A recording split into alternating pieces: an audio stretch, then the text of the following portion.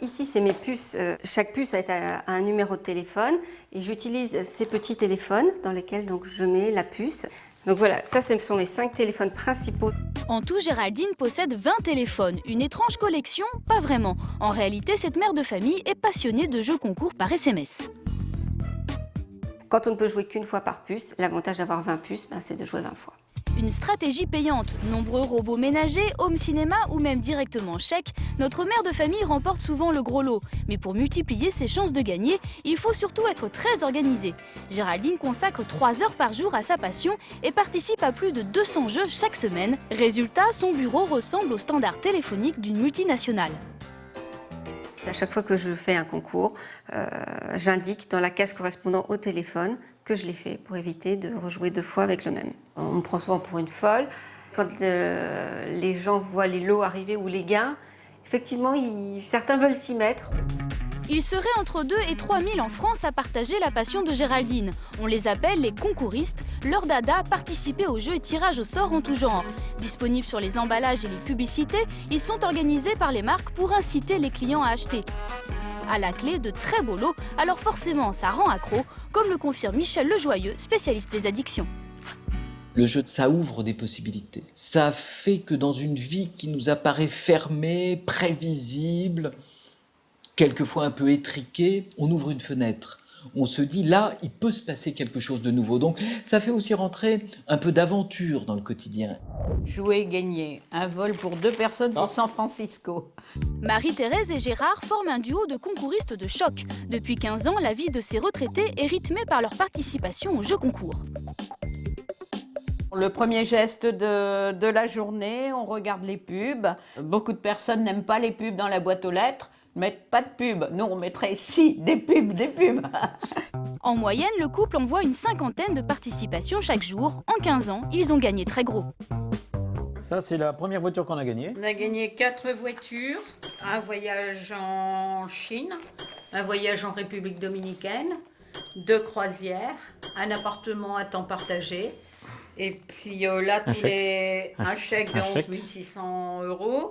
Soit plus de 100 000 € de gains, sans compter les nombreux petits lots type cafetière ou appareil photo qui leur procurent parfois 2 fois trop de plaisir, alors quand ils n'en veulent pas, ils les revendent. De quoi gonfler leur petite retraite, leur secret, un partage précis des tâches. En regardant à 2, c'est bien parce qu'on n'en loupe pas. Allez, moi j'ai ça et puis. Pour l'instant, et moi je vais aller à ce magasin-là en attendant. D'accord. D'accord. Allez, à tout à l'heure. Pendant que Marie-Thérèse abat une trentaine de jeux sur Internet, Gérard part à la chasse au concours au supermarché. Le retraité en connaît chaque recoin. À gagner 5 week-ends détente, une nuit au pavillon des amoureux, c'est bien ça. Et gagner peut-être des centaines de cadeaux. Rendez-vous sur www. Les rayons où je préfère, où on trouve beaucoup aussi, c'est sur les bouteilles.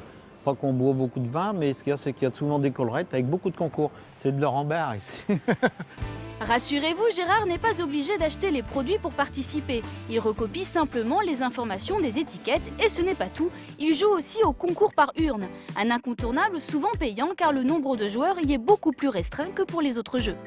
En mettant des bons dans un magasin, quand il y a un tirage au sort par magasin, on a plus de chances qu'un tirage national, ça c'est sûr. Mon bulletin de participation, je l'ai rempli, je vais pouvoir le mettre dans l'urne. Ah, ça sonne creux, il ne doit pas en avoir beaucoup dedans là. J'ai une chance de plus. Gérard consacre une demi-journée par semaine à son petit manège. Mais pas la peine d'avoir le temps libre d'un retraité pour participer au concours. Il existe une solution beaucoup moins contraignante, s'adresser à cet homme. Alors, le nom de mon métier, c'est conseiller ludique. Je donne les réponses aux jeux et concours publicitaires ou de magazines, de presse. Christian Roux est passé maître dans l'art du concourisme. Il en a même fait son métier en créant un magazine mensuel étonnant. Dedans, plus de 3000 concours sont répertoriés. L'abonnement coûte 70 € par an, un investissement qui peut s'avérer très lucratif. Amical Pensée de Norvège, un petit bonjour de l'île Maurice. Il y a des gagnants énormes que vous ne pouvez même pas imaginer ce qu'ils gagnent. Et des personnes qui peuvent gagner plusieurs dizaines de voyages et plusieurs voitures chaque année.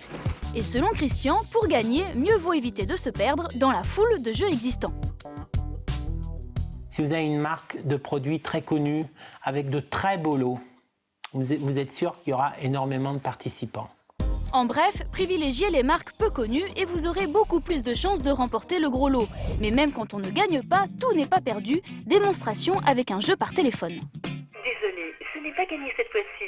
Vous aurez peut-être plus... Là où tout le monde raccrocherait dépité, Christian, lui, garde le combiné à la main et pour cause. Remboursement forfaitaire de l'appel, 68 centimes d'euros TTC, soit 2 minutes d'appel remboursé. Timbre ou coup de téléphone, il est possible de se faire rembourser sa participation à presque tous les jeux concours. La règle, envoyer date et heure de l'appel ou de l'envoi, RIB, carte d'identité et le cas échéant, facture de téléphone à l'organisateur.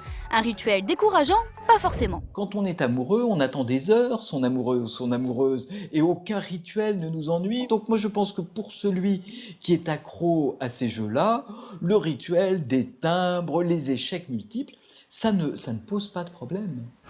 Ça va te rappeler quelque chose. Regarde. En croisière. Gérard et Marie-Thérèse, eux, ne sont pas prêts d'arrêter de jouer, car quand ils gagnent, leur plus grand plaisir est d'en faire profiter toute leur famille. Il y a quelques semaines, ils sont ainsi partis en croisière en Méditerranée avec leurs petits-enfants. Tout le monde en redemande. Il faut qu'ils continuent à faire des concours, oui, pour faire profiter autour d'eux. Là, la croisière, ça a été, pour nos enfants, quelque chose de formidable. J'aimerais bien qu'ils gagnent une autre croisière. Et ça arrivera peut-être plus tôt que prévu, car nos inséparables parcourent sans relâche la ville à la recherche de nouveaux concours. La preuve qu'on peut être heureux au jeu et heureux en amour.